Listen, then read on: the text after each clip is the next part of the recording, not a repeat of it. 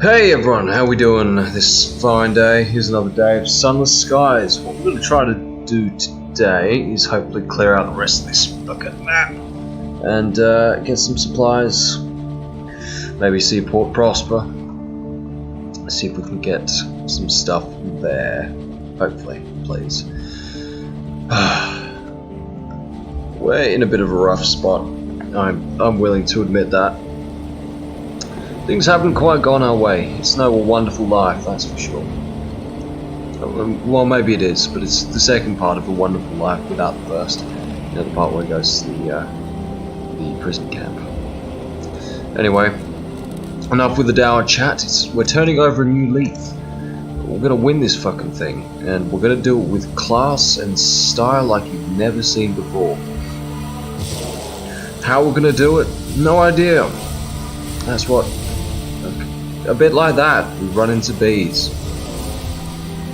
So, Nicolas Cage reference and Nicolas Cage thumbnail right here. No, not the bees. Port Prosper, we finally made it. Queen's Cross Station. Crammed at the feet of a hulking crag, Port Prosper is a little London, divided into an affluent West End and an impecunious East. Queen's Cross is a busy station, crowded with engines that have arrived through the nearby transit relay from Albion. A little holiday, no doubt. Explore Port Prosper, let's do that. Its narrow streets huddle in the shadow of a great crag. Banners display the stony features of her renewed majesty. Wealthy West Enders strut by, exchanging polite greetings and veiled gossip, while sooty East End workers file to the hour refining factories. Peeling posters promise fresh, wholesome lives in the reach to new rivals, but most of the posters are years old. More newcomers arrive at Port Prosper than ever leave it. Search for the amenable host's identity. This might still be here. They had purple walls, which would surely stand up. If not, you have the locket. Not a soul in Port Prosper recognises the locket. Who's that, then? Does he still wear his hair like that? Fancy! Become familiar refrains. More promising is the house you saw painted in the amenable host's chamber. You locate several candidates, all apparently repainted over the last couple of years, but one is in the exact location as in the host's painting. Nobody seems to remember who owned it or why, but apparently it had once been associated with the Parlour of Virtue, established not long after Port Prosper's foundation. You have found no conclusive evidence of the amenable host's identity at Port Prosper. Attend a parade. It is apparently the feast of the Red Saint. Gaudy banners fly over the painted rooftops of Port Prosper. The smog of the East End is hidden away by giant posters displaying dragons in varying degrees of vivisection. Cramped streets are clogged with people.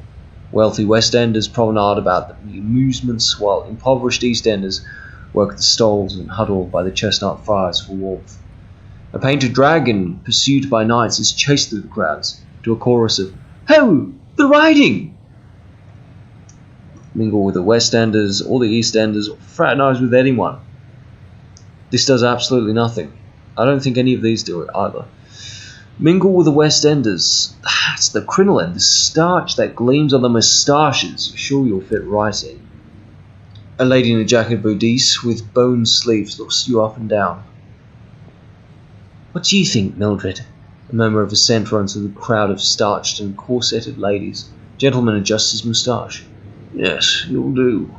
Spend the day with some of the self-described notables of Port Prosper.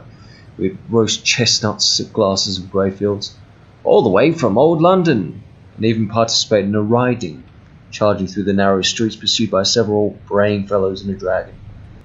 "Well, we've arrived, milady.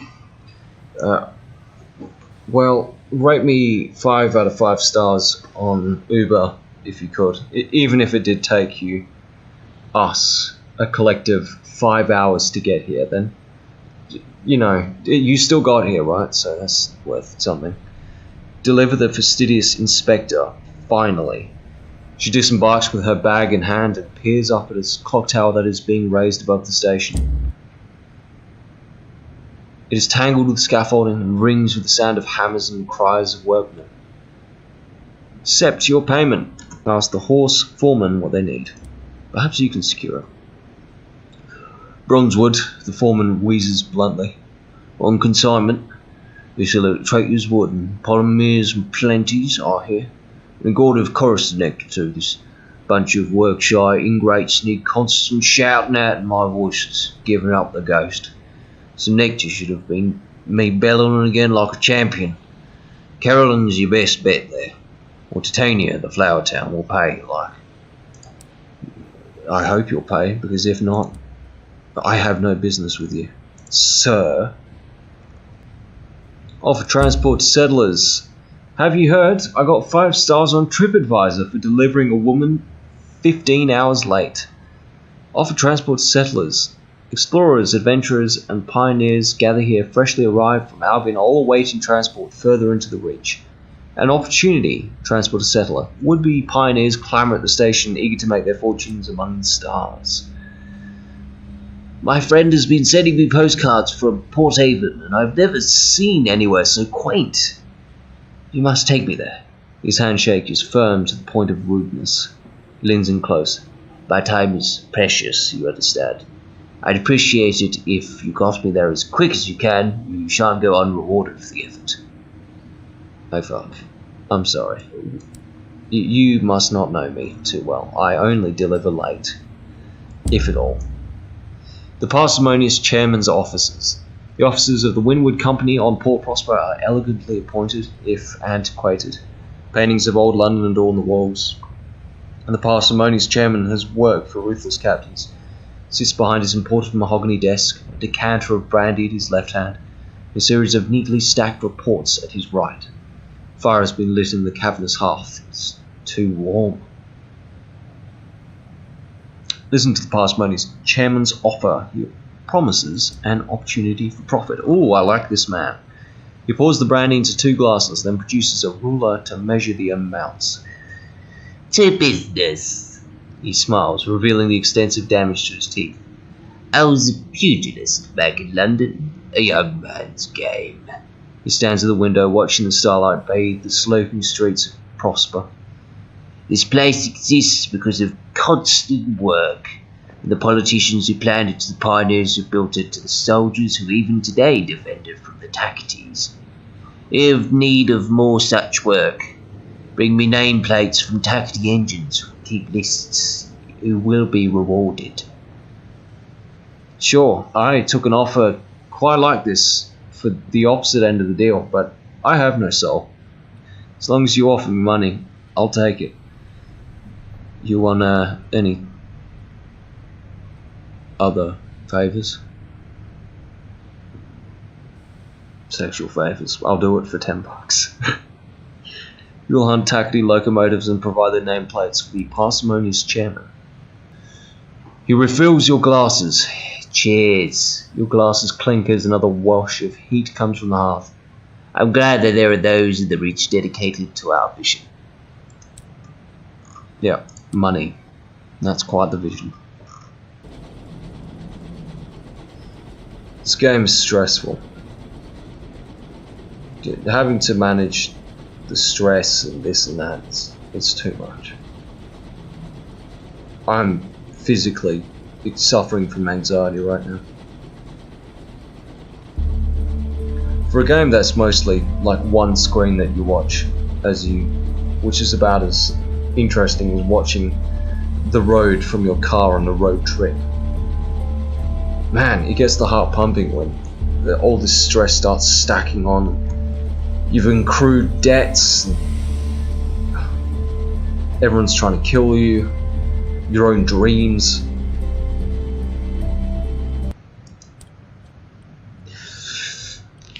What will you tell the Amenable host? You've pursued his memories enough to have an answer for him. The Amenable host closes his hand around his returned locket. Now comes to it. I'm not sure I want to know, but I've sent you out. He drums his fingers against his cup. Don't spare our guests the truth, so why should I be any different? There was goblets for both of you. Well, have them. You belong to no one. You're like Mowgli. All and nothing. He hesitates, his fingers drumming against his goblet before speaking. He refreshes his goblet. I could have been anyone now. I have no past anymore. You think I remember something, but I don't. I could write origins for myself, but that'll be the point. The luster has vanished from his eyes. Is this a lesson of Magdalene's? You can be anyone you choose, and in choosing you eclipse all that you were. He goes to a drawer and takes out a sealed envelope. All the trouble. I am who I have chosen to be. Have that at least. Oh. The money is just a supplement. The real treat was breaking his heart. I love doing that. Turning him into a cynical old man. Bizarre. How the bazaar system works is a bit bizarre. Bazinga. So when you have bargains, what happens is you've got a certain item that you can sell for more than it's usually worth and actually gain some money. So that's how the kind of economy works in this game. It's fascinating how they've replicated the real life system of poverty. And fuck you. Oh, that's good. How when you're rich, it doesn't really matter that you're rich and you can buy anything. And when you're poor, you're so incredibly poor and you're doing whatever you can to survive. And we finally found it, the last place on the map of interest. A travelling circus has settled here, too afraid to go further and too afraid to turn back. Its clanking, gaudy locomotive scavenges such audiences as it can from nearby homesteads and delivers them from an evening of shabby, desperate, big-top magic. Mr. Menagerie is passing through Palmyre and Plenty's. A tattered poster by the stations advertises the services of a Mr. Menagerie, purveyor of fine scouts. So we're going to buy the Star-Smitten Bat. This should hopefully... Oh, it costs a bit, but it's worth it. A bedazzled compatriot. This should hopefully make scouting a lot better. Mr. Menagerie runs his gloved hand along its shoulder, attempting to encourage the bat to climb on. Eventually, Mr. Menagerie is forced to perform an undignified shimmy to roll the bat onto its hand. As the bat has passed you, it looks into your face and squeaks. Its pupils shine like cut tourmaline. You are forced to break your gaze after a moment or two. Its eyes are uncomfortably bright. Mr. Menagerie begins to gather up its things in preparation for the next leg of its journey. The Inconceivable Circus, the greatest show, that's what the adverts promise. The reality is not impressive. So from the big top that dominates the circus, the place is shabby, poorly maintained, and even more poorly attended. Bored-looking circus folk man rotting booths, and the clowns painted on smiles are no match for the deep-set misery behind their grease paint. Even the calliope music, playing on a rundown piano, is more grimly resolute than cheery. Purchase tickets to the circus. A bored urchin in a dusty top hat waits to take your money. Tickets acquired. The urchin hands over your tickets with no apparent enthusiasm. Thanks, he mutters. Sounds like me at work.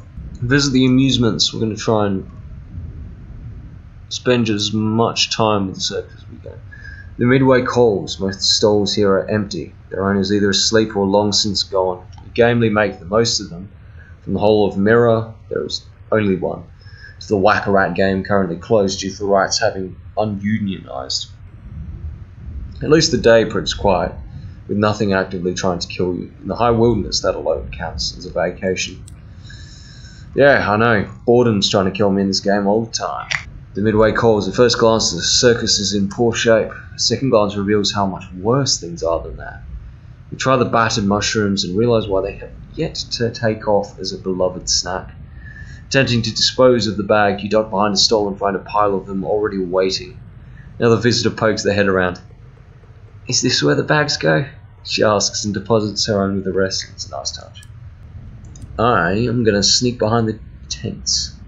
Oh, caught in the act. A pair of clowns whose painted on smiles do not match the actual scowls, spot you almost immediately. There's nothing funny about the heavy sticks they carry. You are less than politely escorted back to the big top.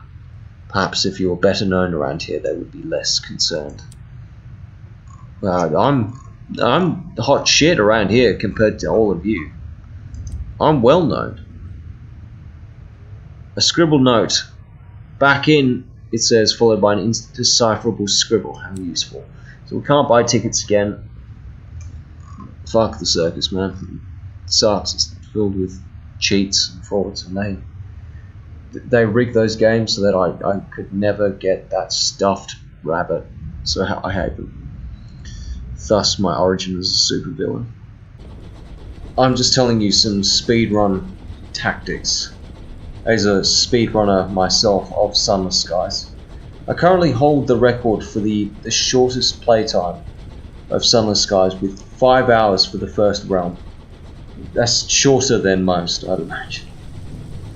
Because the game has a lot of this. In fairness, the open world is actually a lot better now that... In fact, it's good now that they've added things to do. And scenery. It's fun to explore, even if I rip on it. That fast travel wouldn't go well. But without praise though, I must say. Maybe you could sell it to me as DLC.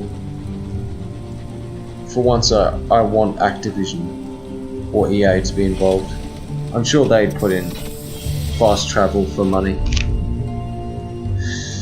Absolutely. Come on board! Oh. Excuse me. An incident with the Repentant Devil. Your newly acquired Repentant Devil is standing most unrepentantly over a body in the hallway. Inspect the deceased. You don't recognize him. You haven't seen this person before. One of your crew, but the deceased is no one you know, a stranger on your locomotive. Peculiar luggage you brought on board, says one of the crew when some others have gathered. Would have thought it would fit in your little bag. First, clean up. It won't do to leave the body in the hole. Then your Repentant Devil can explain himself. He's still got blood on his cuffs. He looks younger than most devils, but he is significantly older. His gaze is blank and yellow, a wall against speculation. Grooms his sideburns artfully and knows how to be tactful with less seasoned members of the crew. Ask him about the recently departed. Officers who generate corpses on your locomotive are a liability. He was a stowaway, explains the devil indifferently. He's been stalking me for more than a month. I thought I'd lost him when I came on board, and then he turned up in my quarters. From the body he has lifted a clinking bag of souls. Perhaps he was sent to bribe me rather than to kill me. He tilts his head to consider the soul collection. He apparently thinks I'm a cheap hire, if so. The devil's gaze averts to you. I regret to say this is probably not the last time this happens. I may be destined to attract negative attention. Oh good. How's my soul look? You're only the devil, right? It is not worth much in its present condition, he says plainly. Too flawed. I could cure you of all that, if I had time, if I cared. If it were not just as easy to take any of a dozen other innocent souls in a better state of repair. If you wanted improved, you might, I suppose, try your luck at Carolyn. Oh, you're a salesman for there, are you? Ah, I see. Go to Sizzlers, am I right? Great deals there. I don't work there. I'm not Dorsey, not place. Fuck you, man. I see through your lines. A new port. We found it. Trader's Wood.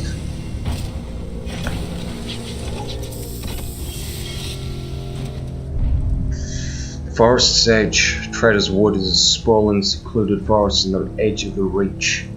Few venture beneath its gloomy boughs. Legend speaks of a king who sleeps under the barrow at the wood's heart. The wood's edge. The wood is as vast as a felled giant and fathomless as a great ocean, and poetic as a Shakespearean play written by a 13-year-old boy, just as pretentious too. Hey, got a rib on the game, right? Careful expeditions are required to go deeper into the wood. The forest is rich in wild and verdant species of the reach. Exploring the starlight dappled edges of the woods could be profitable. It's not, but it could be. It gives you resources that you can farm anywhere else in the game for a higher margin of risk, but there is a chance that you're an idiot and you decide to go here to farm. You're not an idiot, you just probably haven't played the game before. That's fair. A campfire. 3 figures draped in scholars' robes huddle around a campfire. They're arguing about kings. A banner in the colours of Summerset, London University's most respectable college, gleams in the firelight. As you approach, the discussion dies. One of the scholars, a woman with a fierce expression, stands up. Only a scholar should be here. Are you one? Bitch, I scholared your dad. I mean your mum. That sounds a lot better. No, you are not. Perhaps a gift would persuade them to let you enter the camp. You're wretched, camped out here. Students of the grave. The vituperative classicist. I think vituperative means ill-tempered. Compares your offering with a burnt toast and 1 tea they'd been suffering on. Well, alright, I suppose.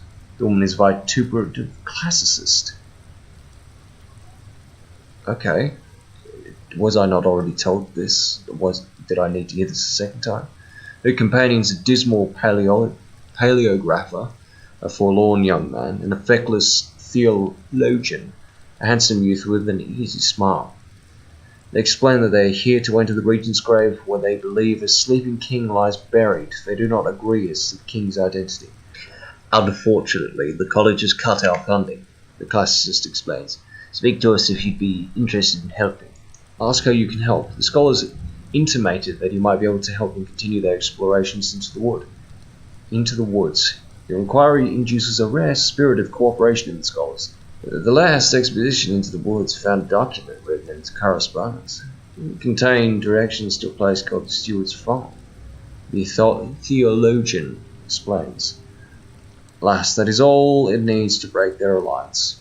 The paleographer begins to argue that the steward was a chief position in Charlemagne's household. Classicus makes a point reference to Inanna's husband. The theologian's smile is forced. If you can find the font, it would be an immense boon to my work. There were splutters of protestation. Our work! Parting Glade. The forest rises behind the station where a few tents have been set up. What might be an owl calls from somewhere in the wood. In the far distance, a great stone barrow rises over the trees. The glade, an oasis of wildflowers and sweet meadow field in the midst of the brooding trees, is where captains meet to do business and bring their ventures to the wood to conclusion.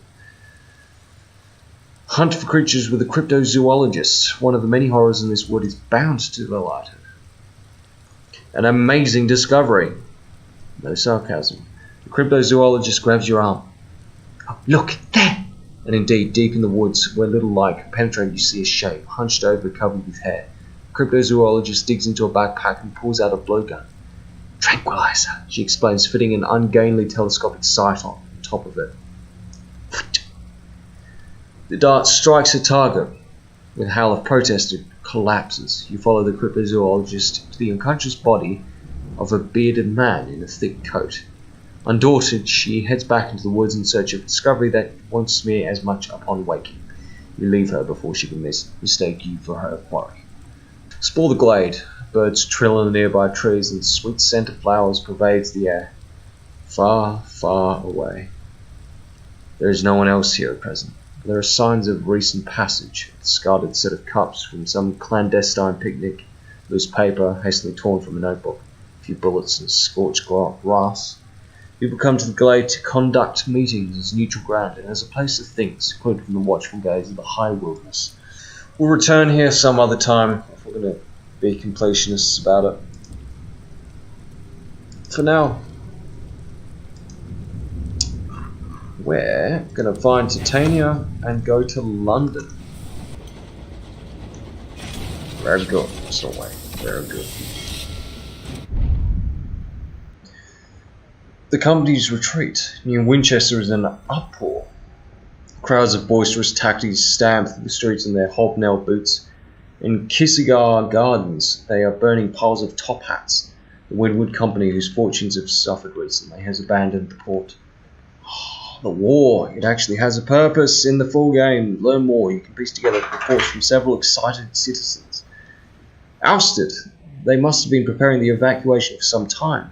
Company House was emptied almost overnight. The Tacketies have the upper hand in the reach now, and the company has withdrawn much of its strength to fortify its holdings at Port Prosper. If you want to deal with the stovepipes, you'll need to seek them there.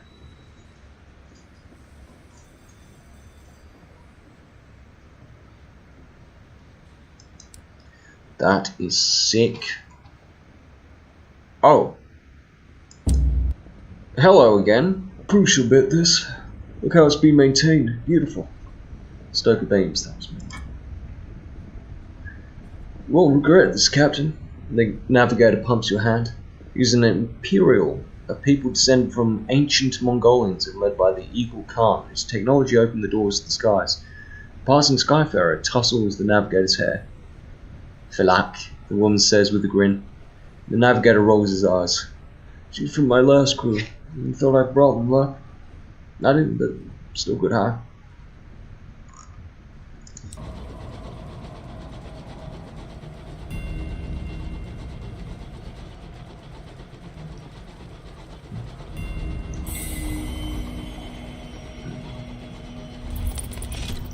I did not mean to press that.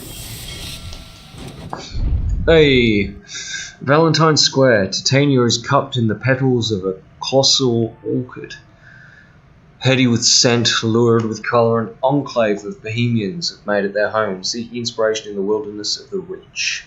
Oberon's landing, the port unfurls itself, welcoming your shore. This perfumed haven was intended for thinkers, artists, philosophers, crackheads, and poets. Instead, you enter its main domain to find yourself surrounded by arguing Bohemians and unfinished shells of buildings in a variety of styles. Nobody looks happy, but everyone agrees it's someone else's fault. Meet with the Rhapsodie Mayor. As first amongst founders, she gets Titania's only office. Titania's petals fill the air with a perpetual perfume, but eventually you become accustomed to it. Even so, the scent of many flowers in the Mayor's small office sends your senses reeling. Obviously unaffected, she sits behind her desk and gestures for you to take the other chair. Ask about the Mayor, about Titania. How can a place like this flourish out here in the dark? Flower of the high wilderness. A spectacular place, isn't it? We couldn't believe that nobody else had colonized it after. Well, whoever built all the crystal domes and spires. Honestly, I can't believe our luck. Okay. Ask about work in the port. Even a place like this might want for something. A polite refusal. The Rhapsodic Mayor shakes her head. I think you'll find us most self-sufficient, Captain. Enjoy your visit. Take in some poetry. If I think of anything that we might require, you will be the first to know. Alright, don't get sassy with me. Sassy Malone. Turn to the main square. There is nothing more to be done here. Explore Titania is such a glorious place. Every step reveals new wonders. Light sparkles the jeweled petals on the marble white paths. Wherever you explore, poets and singers perform their latest work, while artists peer behind canvases to try to capture the beauty in oil and chalk. In the horrors of the high wilderness, this is a place of safety and wonder where nothing could possibly disturb the peace. What is that buzzing in the distance? And that's that. Okay, and that's the general map. So if we were to plot our course, here it is. Up to Polymere and Plenty's, grab the quest. Up to Magdalen's, grab the quest. To Port Prosper, grab all that you can. Start travelling around, gathering all the port reports and everything you need for Polymere and Plenty's, Magdalen's. Drop them off, back off. Go into New Winchester, get your port reports, drop them back off. Complete the quests for Magdalen's, Polymere, and particularly Magdalen's. Get the money.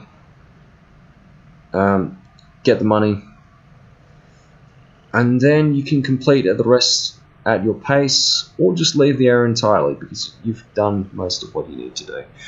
So that's generally the game. That's Sunless Skies. I'll be back with another episode, but I just wanted to go through the first area for you and show you how it worked.